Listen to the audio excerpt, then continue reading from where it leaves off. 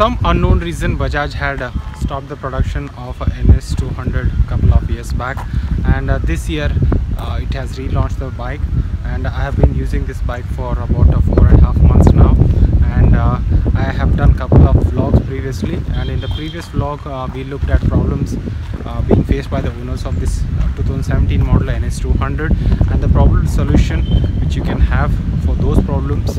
And thanks for all the viewers for about 85,000 views, and thanks to Bajaj for coming for the rescue, and it has reached out to me to solve the issues I have been facing. And I did tell you guys in the previous vlog that I will do one more midterm review. This is going to be the midterm review, and next one is going to be the full-fledged and final review. And in today's vlog we will look at what are the things which are really good and what are the things which can be improved. So let's go and start the review. So before I go into the further details, there are a couple of questions which have been asked very regularly irrespective of what vlog it is.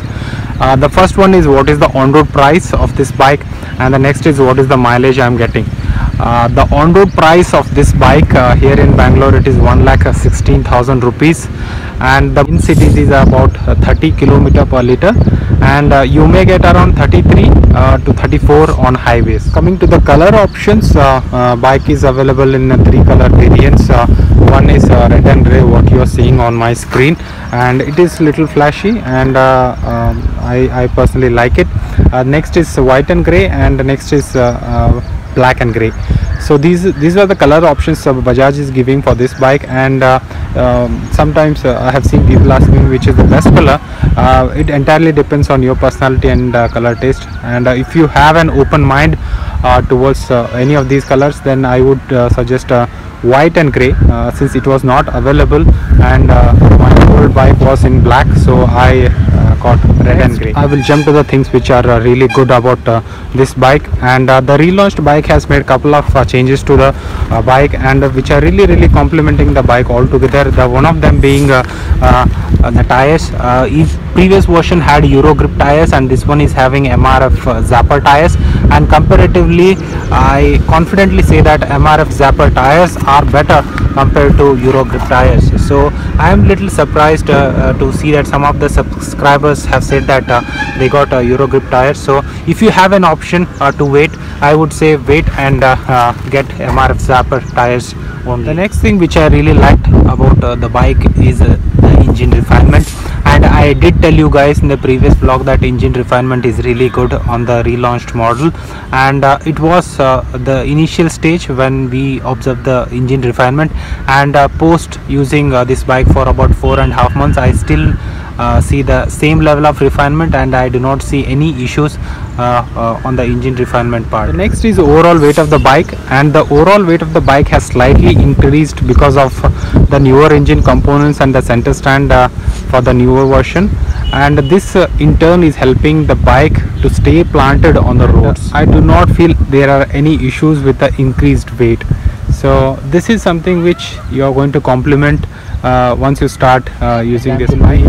Switched on condition at all the time, and it is not going to create any problem. Some of the owners had a concern that it may create a maintenance issue, and honestly I'm telling you it is not going to create any issue. The suspension is little on the stiffer side, and this is something which you are going to observe if you are going off-road, and I still recommend that do not make any modifications to it, because it complements to the overall ergonomics of the bike, and keep it as it is, do not make any modifications to it.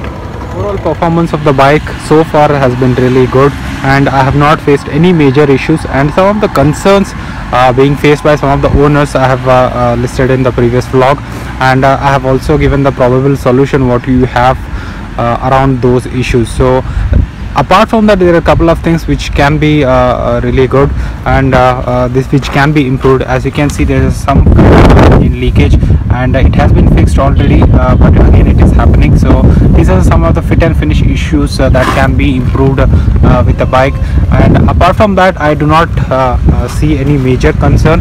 And if you're planning to buy this bike, and There's one alternative to this bike is a TVS Apache RTR for 204V. You can buy either of them, and since I have used NS previously and I'm a little comfortable with this bike, I have bought this bike. And meanwhile, if you have any concerns, questions, clarifications, please feel free to comment below. I should be able to answer them as soon as possible. And thanks to Bajaj again. Previously it had come to the rescue and it has reached out to me for solving the issues what I had faced previously. From these points what I have discussed, there are a couple things I must mention. Braking is really spot on, and you will not feel any issues with the braking.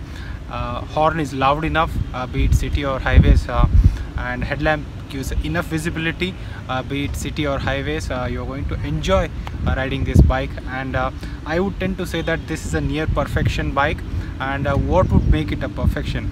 I think ABS would be a upgrade which is going to take this bike to a clear perfection. And couple of days back we saw on some of the portals that TVS may launch a ABS version, and I think it's the time that Bajaj must give a upgrade on ABS to this bike. And Bajaj, if you're watching, please let us know. We are eager, and we are waiting for the ABS upgrade on this bike. And drive safe, ride safe, and use all the safety gears as much as possible. And keep watching, keep subscribing, and I'll bring more information in the upcoming videos. And see you until next time.